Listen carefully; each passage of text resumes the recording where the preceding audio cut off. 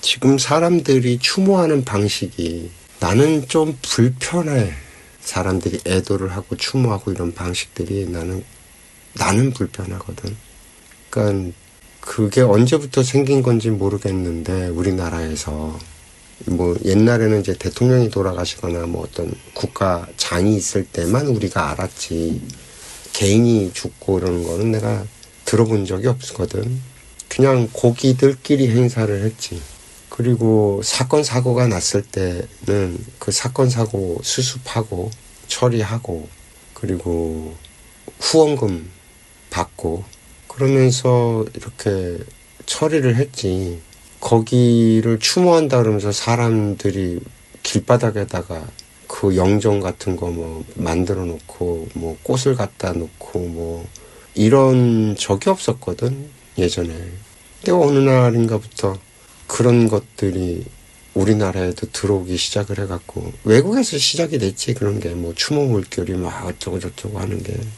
제일 이제 크게 그랬던 게 노무현이 죽었을 때 그랬고, 세월호 사건 터졌을 때 그랬고, 세월호 같은 경우엔 지금도 노란 리본을 메고 다니는 사람들이 있고, 그 홍콩에서 요번에 그 사고 났을 때 그 마마 시상식에 그 노란 리본 대신 하얀 리본을 누가 만들어갖고 브릿지 같은 걸 만들어갖고 붙이고 달고 나오고 뭐 이런 식으로 하는데, 나는 그게 그렇게 불편한 거야.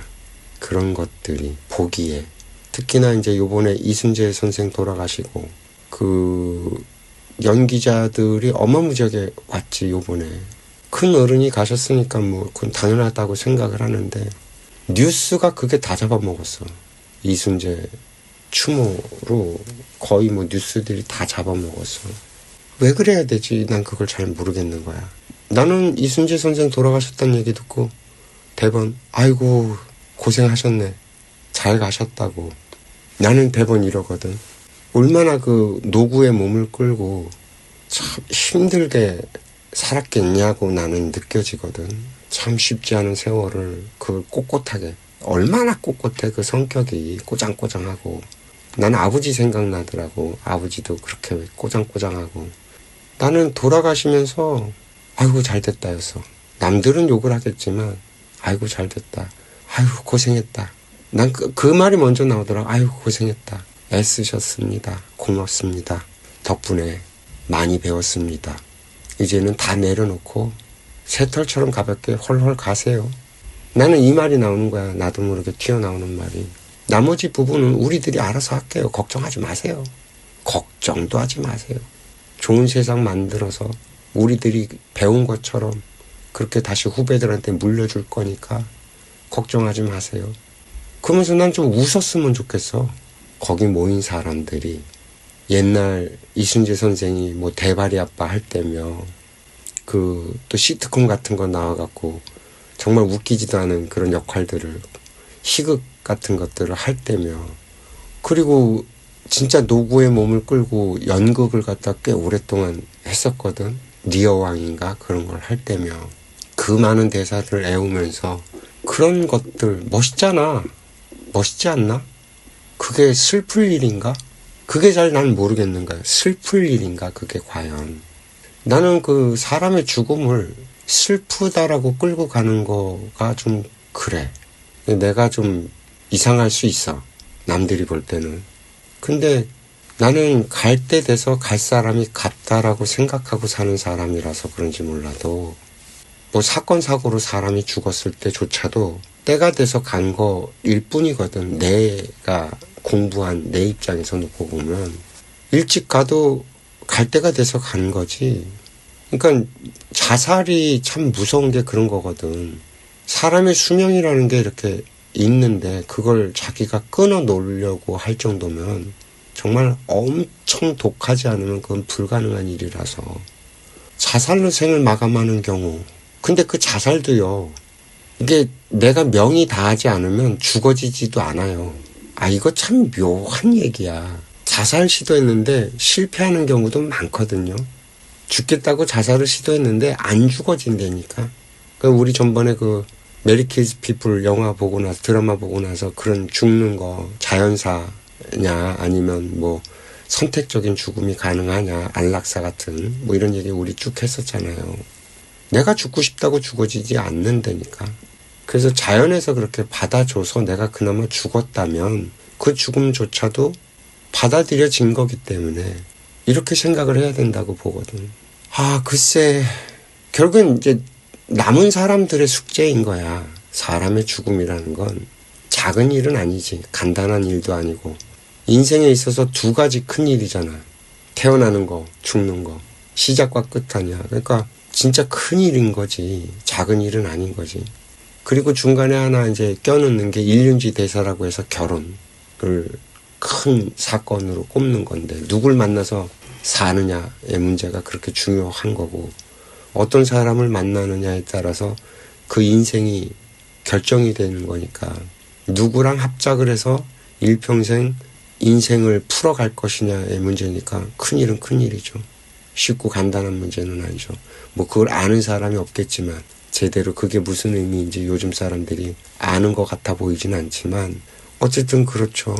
그게 작은 일은 아닌데 그러면 이게 죽은 사람의 문제냐 산 사람의 문제냐라고 했을 때 결국엔 간 사람이야 그냥 떠났으니까 그 세계는 우리가 알 수 없으니까 얘기할 수가 없잖아요.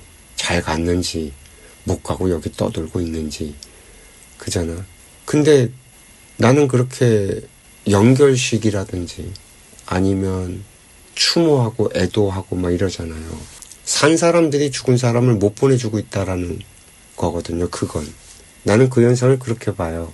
죽은 자들은 새털처럼 가볍게 가야 돼요. 저승으로 가서 그래야지만 편안해. 이 생에 묶여있으면 더 괴로워.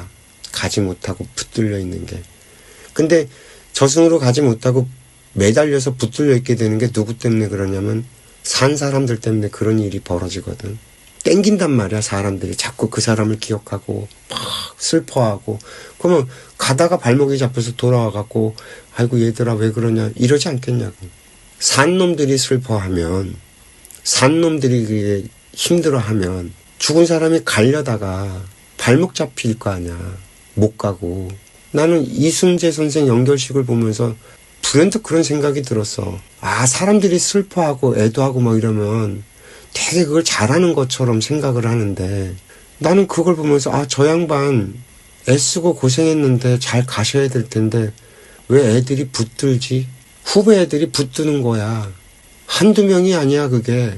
몇백 명이 와서 그걸 그러고 있으면 그 힘이 얼마나 세. 땡기는 힘이.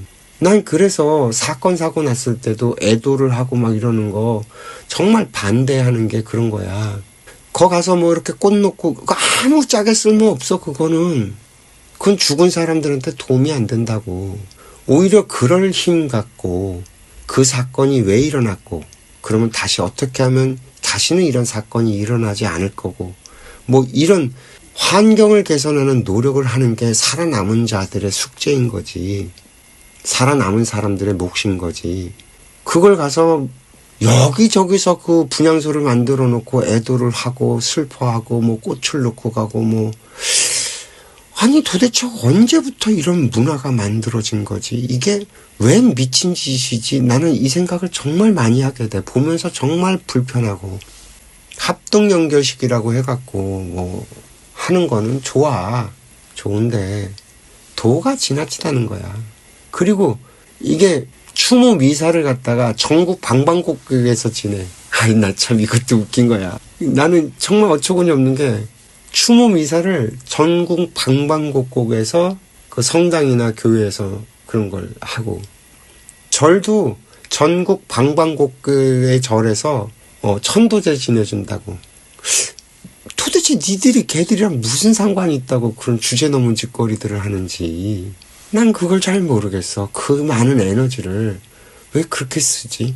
어떤 사고가 나서 많은 사람들이 죽게 될 경우에는 우리 사회에 경각심을 던지는 거거든. 그 사고가. 그러면 우리는 그 사고를 보면 경험하면서 다시는 그런 사고가 일어나지 않게끔 우리 사회를 정비하고 우리 스스로를 갖다 각성해서 아유 나 하나쯤이야 하는 이런 생각을 바로 돌려서 나부터라도 지키고 살아야 되겠다는 이런 운동을 벌이고 캠페인을 벌이고 해서 그러면 걔네들이 그렇게 죽고 간 것들이 얼마나 이 사회에 거름이 돼서 도움이 되냐고. 이런 방법으로 끌고 가야 되는 거지. 이게 살아남은 사람들의 몫이지 않나. 몰라, 나는 이런 생각이 들어.